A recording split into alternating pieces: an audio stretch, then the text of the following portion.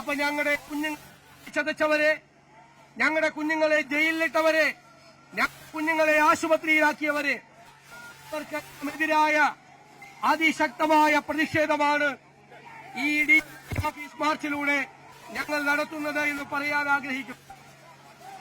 പ്രിയമുള്ളവരെ,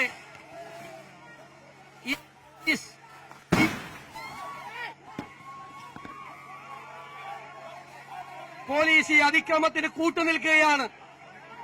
എല്ലാ അതിക്രമങ്ങൾക്കും കൂട്ടുനിന്നുകൊണ്ട് പോലീസ് നടത്തുന്ന ഈ സംവിധാനത്തിനെതിരായി നമ്മൾ നടത്തുന്ന ഈ മാർച്ച് തീർച്ചയായും ജനാധിപത്യം സംരക്ഷിക്കുന്നതിന് വേണ്ടി നമ്മൾ നടത്തുന്ന മാർച്ചാണ് എന്ന് മാത്രം വിനയപൂർവ്വം പറഞ്ഞുകൊണ്ട് ഇതിന് എല്ലാവിധ അഭിവാദ്യങ്ങളും അർപ്പിച്ചുകൊണ്ട് ഞാൻ നിർത്തുന്നു.